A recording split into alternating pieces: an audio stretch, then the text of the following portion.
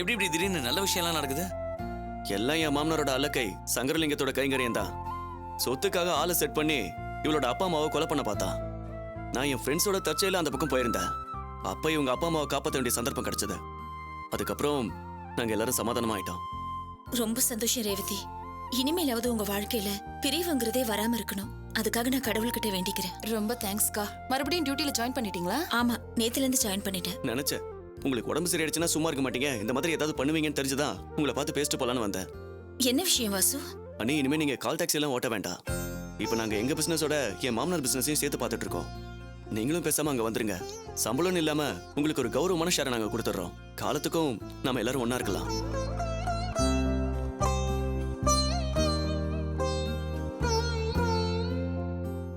என்னக்கா யோசிக்கிறீங்க? சரின்னு சொல்லுங்க. Departmental store, finance, real estate office, இதுல எது உங்களுக்கு விருப்பமோ அதை கவனிச்சுக்கோங்க. என்ன சொல்றீங்க?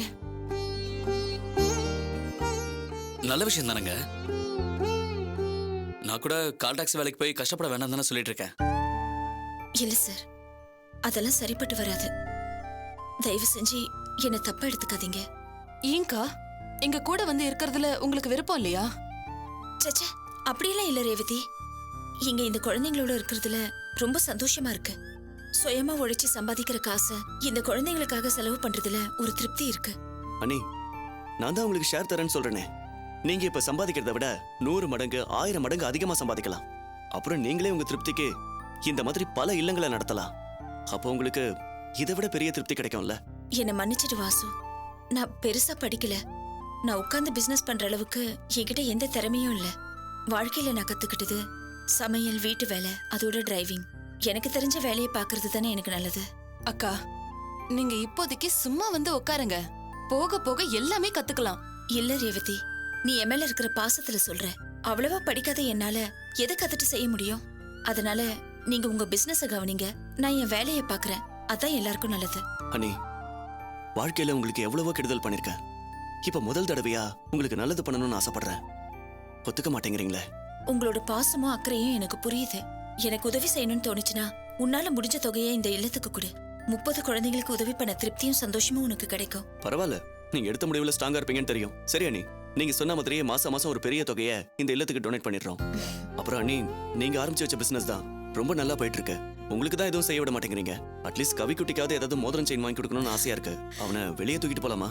எதுக்கு வாசு அதெல்லாம்? ப்ளீஸ்கா, தடுக்காதீங்க. சரி, அதுக்கப்புறம் உங்க இஷ்டம். தேங்க்ஸ் அண்ணி. அக்கா, என்னம்மா? குழந்தை எடுத்துட்டு வாங்க. டேய் குட்டி,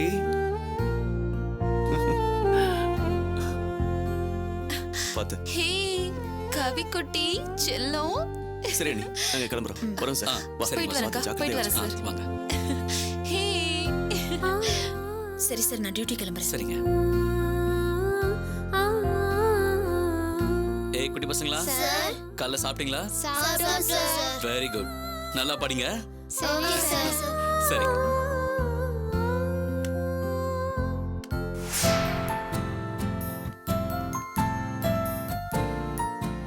ரேவதி, என்ன வாங்க போற? செயின் தான். சரி, நீ போய் பாரு, நான் இவனை வச்சுக்கிறேன். சரி. டேய் செல்ல குட்டி, சித்தப்பா கூட இருக்கணும், சரியா?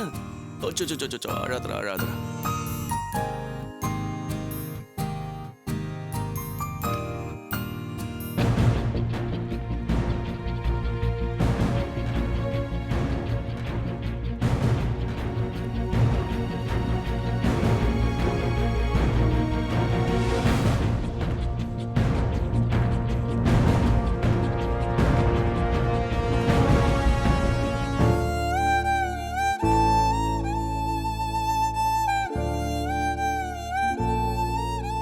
வாசு, ஆ?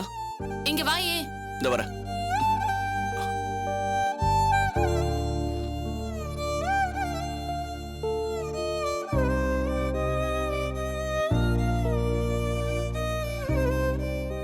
அவங்க கர்ப்பப்பை ரொம்ப வீக்கா இருக்கு. கீழே விழுந்து அடிபட்டதுனால ரொம்ப பலகீனமா இருக்கு. அவங்களால இன்னொரு உயிரை சுமக்க முடியாது. பட் 80% குழந்தை பெத்துக்கிறதுக்கான வாய்ப்பு இல்லை.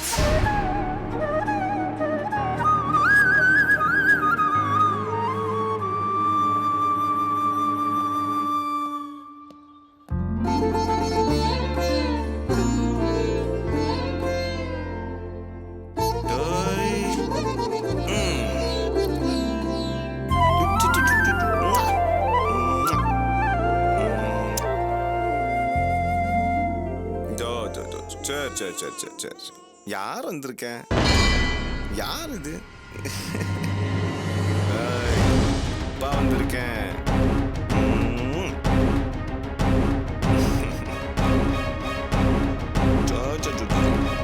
என்னடா?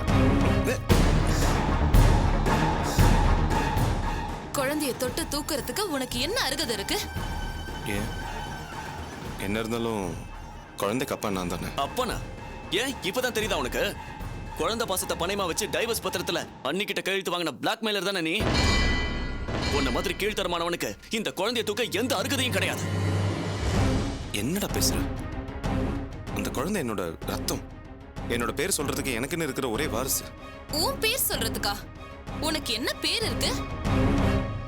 அதான் உன் பேர் இப்போ ஊரெல்லாம் மானம் கெட்டு மரியாதை கெட்டு சந்தி சிரிக்குதே. இதுல உன் பேரை சொல்றதுக்கு வாரிசு வேற வேணுமா? யார் மூலமாவது குழந்தை வெளியே வந்தா அவங்க கிட்ட சென்டிமெண்டா பேசி குழந்தை தூக்கிட்டு போலான்னு பாக்குறியா? என்னடா பேசுற? என்ன அந்த அளவுக்கு கேவலமானவன் நினைச்சியா? நீ என்ன சொன்னாலும் நாங்க நம்ப மாட்டோம். இத பாருங்க, தயவு செய்து 2 பேரும் நான் சொல்றது கொஞ்சம் கேளுங்க. இந்த குழந்தை விஷயத்துல நான் செஞ்சது எல்லாத்துக்கும் சேர்த்து நான் மன்னிப்பு கேட்டுக்கிறேன். இப்போ நான் அந்த குழந்தைக்காக பரிதவிச்சு போய் ஏங்கிட்டு இருக்கேன். கொஞ்ச நேரம் என் குழந்தைய என்கிட்ட கொடுங்க. உன் காத்து பட்டாலே பாவம். இந்த குழந்தை நல்லா இருக்காது. வா வாசு போலாம். வந்துட்டாரு.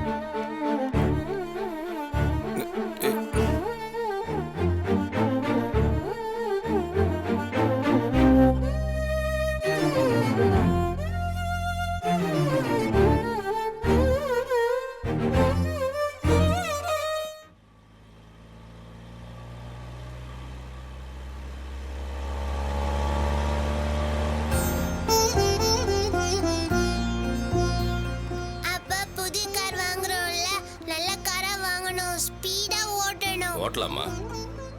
டாடி, நானும் நீங்களும் ஃப்ரண்ட் சீட்ல தான் உட்கார்ந்துட்டு வரணும். சரிடா செல்லம், அப்பா கார் ஓட்டட்டும், நீ பக்கத்துல உட்காந்துக்க.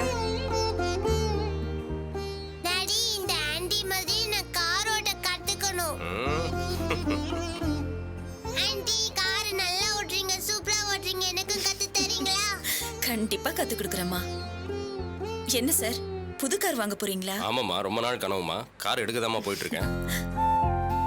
ரொம்ப சந்தோஷம் சார், வாழ்த்துக்கள். காரோட சேர்ந்து இன்னும் நிறைய செல்வங்கள் உங்களுக்கு சேரணும். உன் வாய் முகூர்த்தம் பலிக்கட்டுமா? கண்டிப்பா நடக்குங்க. நான் ஒன்னு கேட்டா தப்பா எடுத்துக்க மாட்டியே? கேளுங்க. பொதுவா பொண்ணுங்க டாக்ஸி ஓட்டி பார்த்ததில்ல, நீ ஓட்டுற, அதான் ஆச்சரியமா இருக்கு. எப்படிம்மா இந்த தொழிலுக்கு வந்த? எனக்கு டிரைவிங் தெரியும், அதனால தான் வந்தேன். இந்த காலத்துல தான் லேடி செய்யாத தொழிலே இல்லையே. ஆண்டி, உங்களுக்கு யார் கார் ஓட்ட கத்து கொடுத்தா? சூப்பரா கார் ஓட்டுறீங்க. நானே தான் கத்துக்கிட்டேன். டாடி, நானும் கார் ஓட்டணும், உங்களெல்லாம் உட்கார வச்சு ஓட்டணும். உனக்கெல்லாம் இப்ப லைசென்ஸ் கொடுக்க மாட்டாங்க, 18 வயசு ஆகணும். எனக்கு எப்பமா 18 வயசு ஆகும்? இப்பதானே 8 வயசு ஆகுது, இன்னும் 10 வருஷம் ஆகணும். அம்மா, கார் ஷோரூம் ரைட்ல இருக்கு. ரைட்ல கட் பண்ணிக்கங்க. ரைட்லயா? ஆமாம்மா.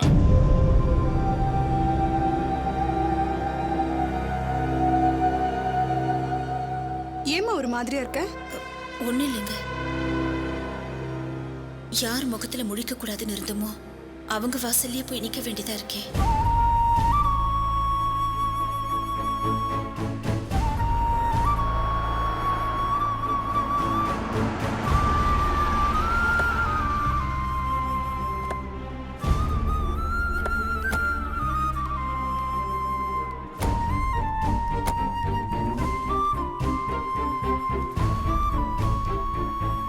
இந்தாங்க.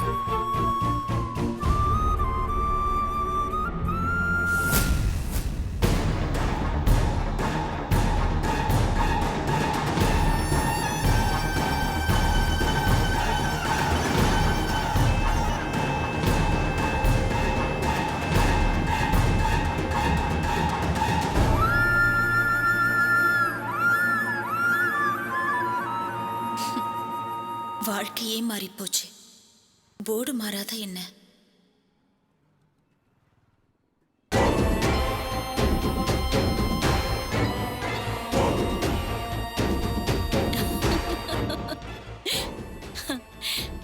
என்ன பாக்குற? அர்ச்சனா காஸ் நந்தினி காசா மாறிடுச்சேனா? நீ கால் டாக்ஸி ஓட்ட ஆரம்பிச்ச நாள்ல இருந்து என்னைக்காவது ஒரு நாள் இந்த கம்பெனி வாசல்ல வந்து நிக்கணும், அத நான் பார்க்கணும்னு நினைச்சேன். அது இவ்ளோ சீக்கிரம் நடந்துருச்சு. நல்லவங்க நினைக்கிறதெல்லாம் சீக்கிரமா நடந்துரும்னு சொல்லுவாங்க. அதான் இவ்ளோ சீக்கிரம் நடந்துருச்சு. நந்தினி காசுன்னு என் பேரை இந்த கம்பெனிக்கு வச்சப்ப கூட நான் இவ்ளோ சந்தோஷப்படல. ஆனா நீ இன்னைக்கு வாசல்ல நின்னு இத பாக்குற பாத்தியா? அதான் எனக்கு பெரிய சந்தோஷம். உன்னோட சந்தோஷம் எல்லாமே நான் விட்டு கொடுத்தது. நான் போட்ட பிச்சையில தானே புரிஞ்சுக்கோ.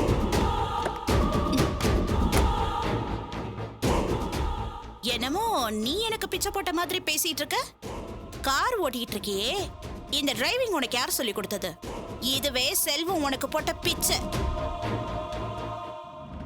இன்னைக்கு பெரிய அளவுல வளர்ந்திருக்கிற இந்த கம்பெனியோட ஓனர் செல்வம் தொழில் பண்ண வழி இல்லாம பிளாட்ஃபார்ம்ல நின்னப்போ டூல் பாக்ஸ கையில கொடுத்து இதுதான் உன் தொழில்னு ஆரம்பிச்சு வச்சு பிச்சை போட்டது இந்த அர்ச்சனா தான்.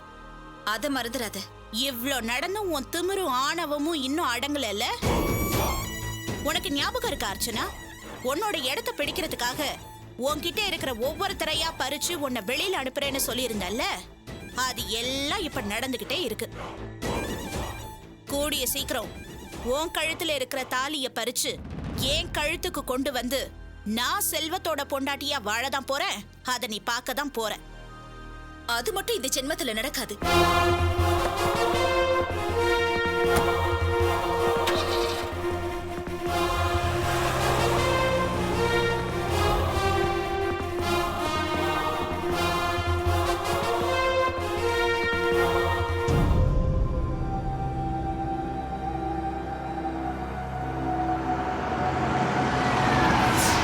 பாத்துக்கலாம் விடு. ஏய் வாங்கடா. ஏய் கார் வந்துருச்சு.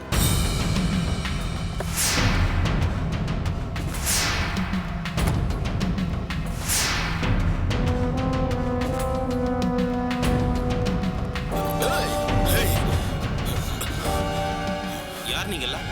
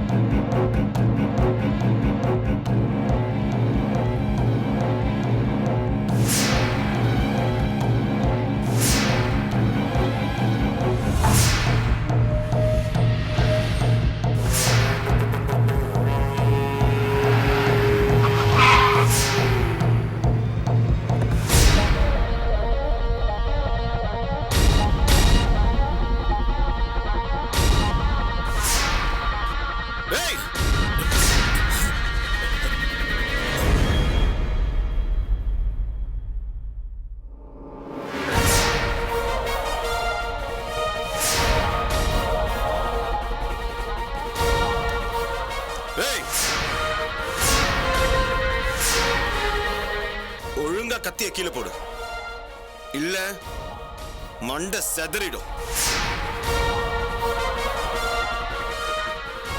என்ன மிரட்டுறியா? என்ன பொம்மை துப்பாக்கி நினைச்சியா? போலீஸ் லைசன்ஸோட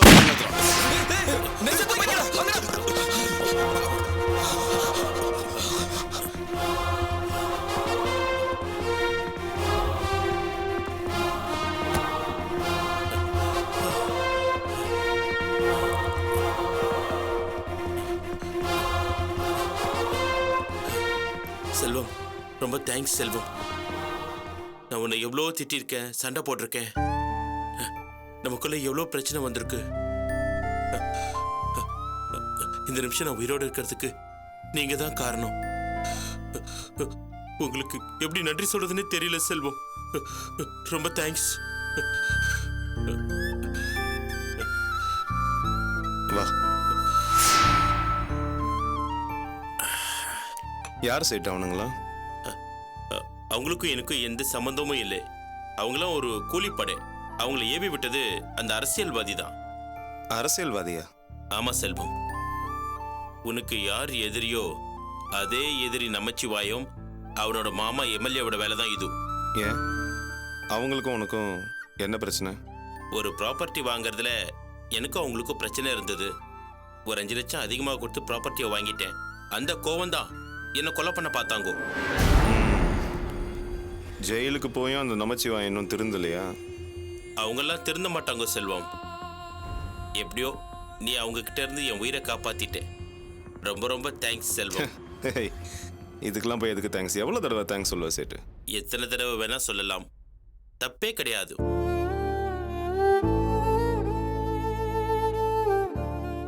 செல்வம், நான் உங்ககிட்ட சண்டை போட்டதே அர்ச்சனா சிஸ்டர் மேட்டருக்காக தான்.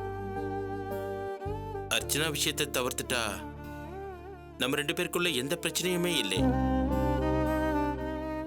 இனிமே நான் அந்த விஷயத்தை பத்தி உங்ககிட்ட எதுவுமே பேச மாட்டேன். நம்ம 2 பேரும் பழையபடி ஃப்ரெண்ட்ஸாவே இருப்போம்.